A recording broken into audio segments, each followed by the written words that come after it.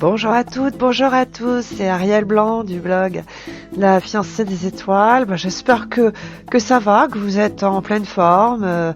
Si vous êtes en vacances, j'espère que vous vous changez les idées, surtout que vous arrivez un peu à vous reposer, à récupérer. Et puis si vous êtes toujours au travail, j'espère que vous arrivez à vous ménager des petites périodes un peu comme ça pour vous reposer. Bon, je vous souhaite la bienvenue à notre rendez-vous hebdomadaire. C'est l'horoscope du 24 au 30 juillet 2023. Bien, alors qu'est-ce qu'on a au programme cette semaine? En fait, on a un problème, et puis il est de taille, puisque par deux fois, le nœud nord est passé donc en bélier la semaine dernière, et par conséquent, le nœud sud est passé en balance, et là, pour le coup, ça se passe mardi, et ensuite ça recommence vendredi, ils sont donc au carré de Pluton en Capricorne.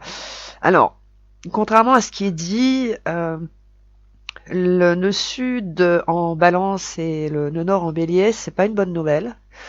Au contraire, parce qu'en fait, ça annonce plutôt des conflits, une résurgence de conflits, de crises, de ruptures, qui sont déjà là, qui existent déjà, mais ça, à mon sens, c'est le problème. Et par ailleurs, en passant en balance et en bélier, en fait, ces nœuds lunaires révèle qu'il y a désormais des conflits pour un oui, pour un non, des ruptures pour des broutilles. C'est devenu un mode de fonctionnement. C'est-à-dire que ça va révéler ça. Et aussi, ça va mettre en lumière qu'il y a des personnes qui ont en fait pris cette habitude depuis ces dernières années. Pour obtenir quelque chose, elles entrent dans le conflit, elles créent des disputes, elles provoquent des ruptures, mais encore une fois, pour obtenir ce qu'elles veulent. Hélas, avec ce carré qui est provoqué par Pluton, puisqu'un carré, en fait, c'est un blocage, donc moi j'appelle ça le carré qui dit non. Donc en fait, ce mardi et ce vendredi, puisque ça se passe deux fois, en fait Pluton, et c'est pas n'importe quoi, c'est quand même le patron du ciel, Pluton ça plaisante pas, en quelque sorte, Pluton, par le carré avec le nœud nord en bélier et le nœud sud en balance, en fait il va dire stop, maintenant ça suffit, les conflits, les ruptures à répétition, ras-le-bol, il faut que ça s'arrête. Alors, à mon sens, comme le premier coup de semonce, parce que j'appelle ça comme ça, se produit donc mardi, j'aurais tendance à dire qu'il vaudrait mieux l'entendre. C'est-à-dire qu'il vaut mieux entendre le message qui va être passé par ces divergences qui viennent de Pluton, qui disent bon stop, maintenant ça suffit.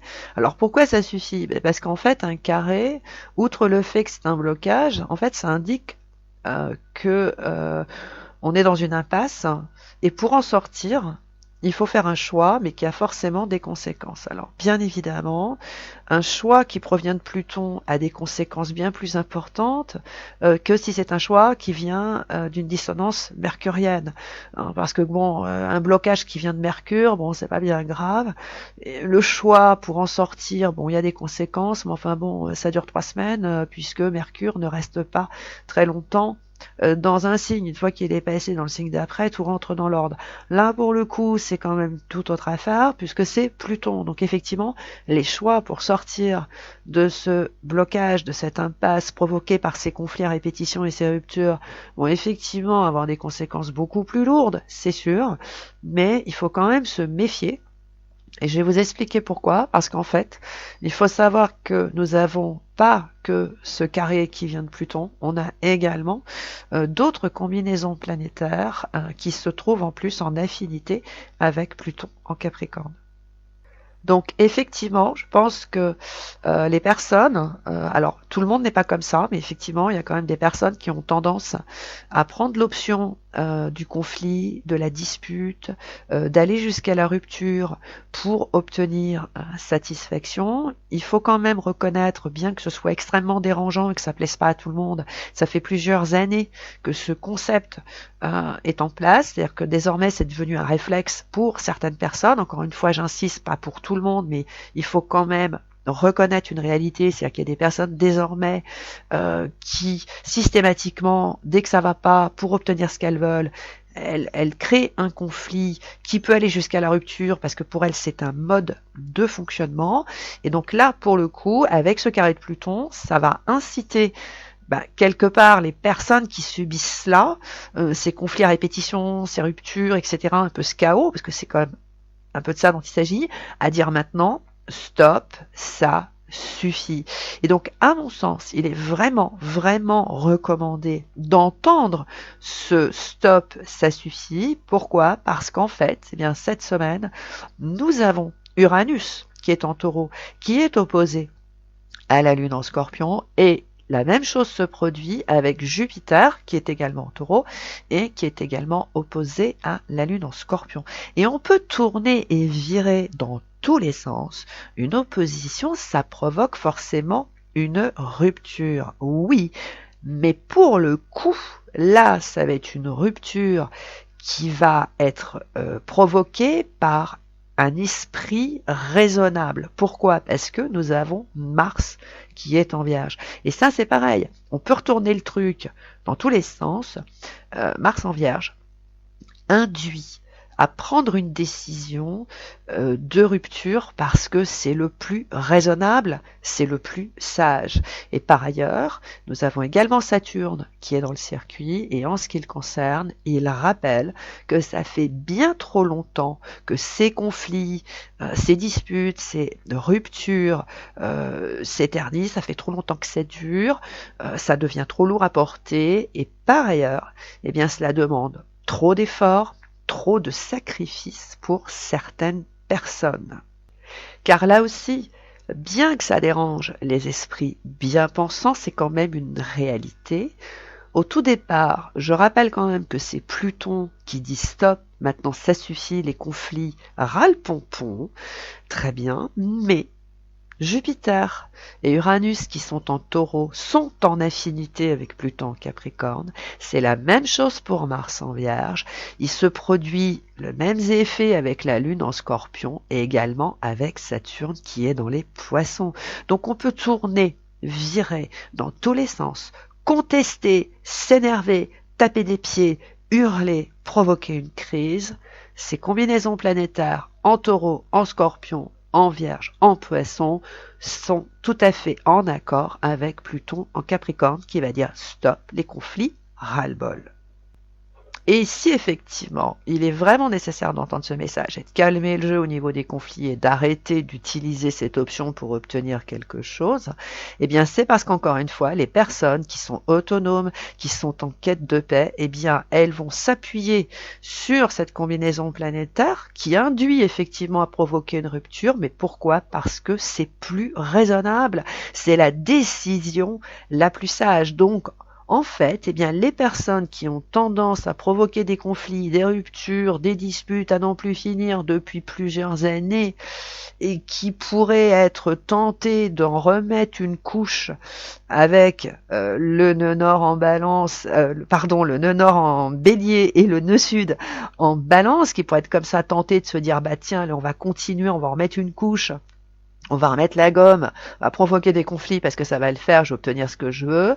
Eh bien, en retour, les personnes qui sont autonomes et qui sont en quête de paix, elles vont prendre l'option, quant à elles, de la rupture, mais encore une fois, dans un état d'esprit de dire c'est le plus sage et c'est le plus raisonnable et c'est la seule solution.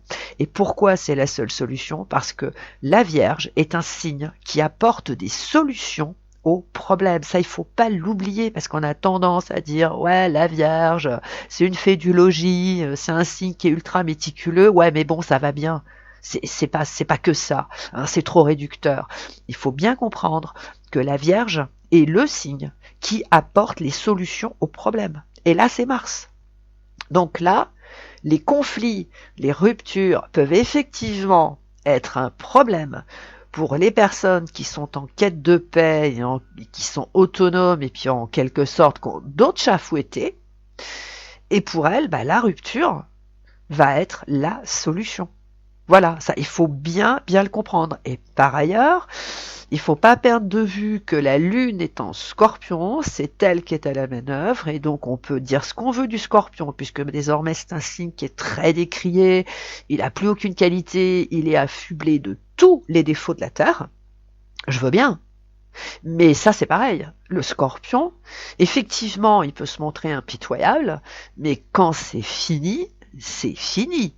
Voilà, c'est terminé avec le Scorpion. Quand le Scorpion prend la décision de mettre un terme à un truc qui lui pompe l'air, qui l'empêche de vivre, qui lui gâche la vie, c'est mort. Et c'est impitoyable, c'est comme ça, et c'est pas dans les cris, il n'y a pas de ça, la vaisselle passe pas par la fenêtre, mais avec le Scorpion, c'est comme ça, et c'est pas autrement, et c'est pas la peine d'y revenir, parce que tout ce qui est provoqué par le Scorpion, notamment les fins, elles sont irrémédiables. Voilà, et ça faut bien le comprendre. Donc je dirais qu'en fait, cette semaine, on peut s'attendre à ce que effectivement les conflits, les ruptures là augmentent, que ce soit un peu un mode de fonctionnement qui existe déjà, mais que là pour le coup il soit multiplié, que ça devienne maintenant un système pour un oui, pour un non, bim, allez hop, conflit, rupture, etc. Et qu'en fait là c'est très étonnant, eh bien, les personnes qui finalement subissent ça depuis des années disent bon allez maintenant stop, ça suffit. Voilà, donc là, le stop, ça suffit, à mon avis, il faut l'entendre. Parce que s'il n'est pas entendu, ça va se terminer par une rupture, mais encore une fois, qui vient du Taureau, de la Vierge et du Scorpion. Donc ça, c'est une rupture qui est faite, non pas sous le coup de l'émotion, mais parce que ça a été très bien réfléchi, et surtout parce que c'est la seule solution. Cela étant dit, voyons maintenant tout ce que cela va produire sur chaque signe. Bélier, alors il est évident que vous êtes le premier concerné par ce nœud nord en Bélier, par ce nœud sud en Balance, et qui indique en fait clairement que vous provoquez un conflit qui se termine souvent par une rupture, mais parce qu'en fait c'est votre mode de fonctionnement pour retrouver votre liberté. Donc très bien, ça a fonctionné jusqu'à présent, mais là il s'avère qu'avec les dissonances plutoniennes, ça vous dit maintenant ça marche plus, en tous les cas ça marche plus comme ça. Donc là, les béliers, si vous voulez recouvrer votre liberté, alors déjà vous allez devoir la négocier, et au risque de vous déplaire, mais ce n'est pas l'intention, vous allez peut-être devoir faire un petit chèque.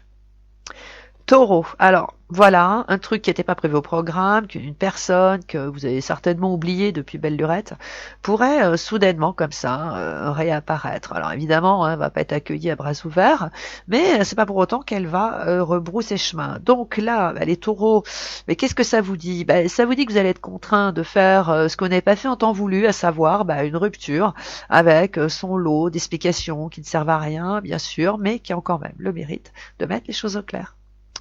Gémeaux, alors on dit que le dessus induit à reprendre des vieilles habitudes. Alors si soudainement ça vous prend comme ça, vous seriez tenté de reprendre une vieille habitude, eh bien on va vous dire que non, ça va pas être possible, et puis c'est comme ça et c'est pas autrement. Alors oui, je sais, ce n'est pas drôle, mais enfin si vous voulez être objectif, finalement il y a bien longtemps que vous êtes passé à autre chose, donc vous n'avez absolument aucune raison pour revenir en arrière. Cancer, alors ces nœuds lunaires en bélier, en balance, peuvent mettre une dépendance en relief. Alors la question qu'il faut se poser, qu'est-ce que vous faites? Alors est-ce que vous en terminez avec ça, ou est-ce que vous remettez les doigts dans la prise? Alors donc c'est bien sûr, vous seul avez la réponse, mais sachez quand même que si vous prenez l'option du détachement, vous aurez quelque chose de beaucoup mieux. Quand? Ça c'est la surprise. Lion, alors la tournure que prennent les événements depuis déjà plusieurs mois vous indique que vous devez impérativement changer votre plan de vol, mais rien ne dit que c'est ce que vous faites. Alors du coup, cette semaine, le ton va monter de plusieurs crans. Alors qu'est-ce que vous faites, les lions? Est-ce que vous continuez de faire comme si tout allait bien, ou est-ce que vous percutez en portant de l'intérêt à ce qui vous est proposé en vain depuis des mois? Vierge, alors une personne de votre entourage, vous le savez, on vous apprend rien, a quand même de mauvaises habitudes, mais il faut avouer que vous arrivez à vous en arranger. Mais là, pour le coup, cette semaine, il est possible que vous soyez vraiment devant le fait accompli. Alors, bon, contre toute attente, hein, de toute façon, vous allez avoir la solution parce que finalement, vous vous y attendez, donc vous n'allez pas tomber de l'armoire. Donc vous allez effectivement trouver la solution quasiment dans la seconde qui va suivre. Balance, un peu comme votre copain le bélier, hein, vous êtes concerné par ces nœuds lunaires et notamment le nœud sud, hein, puisqu'il est dans votre signe. Alors bon, alors bien que ce ne soit pas réjouissant, il faut vous rendre à l'évidence, hein, les balances. Vous êtes dépendant d'un truc, d'une personne, et ça vous joue des tours parce que ça vous met un peu comme ça dans des tensions, dans des conflits qui peuvent aller vers la rupture. Bon, donc là, les balances, la seule solution que vous avez, c'est de devenir plus autonome sur le plan émotionnel et vous verrez, tout rentrera dans l'ordre. Scorpion, alors là j'ai un message tout à fait particulier pour vous. Donc vous êtes prêts? Alors, c'est le message, c'est vos adversaires sont coincés cette semaine. Voilà, alors si vous voulez, je vous le répète, hein, juste pour le plaisir. Voilà les scorpions, vos adversaires sont coincés cette semaine. Alors bien sûr, hein, vous allez avoir la paix, hein, ça c'est clair et net.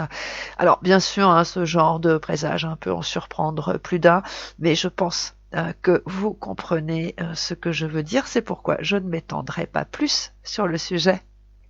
Sagittaire. Alors au fond, ces deux coups de semonce qui se produisent cette semaine ont vocation à vous faire comprendre que ce que vous avez entrepris demande que vous ayez les reins solides et notamment sur le plan financier. Donc là, les Sagittaires, eh bien, si c'est le cas, ça va le faire. Par contre, si ce n'est pas le cas, vous allez devoir trouver un plan B qui est moins dispendieux ou, dans le pire des cas, vous allez devoir renoncer.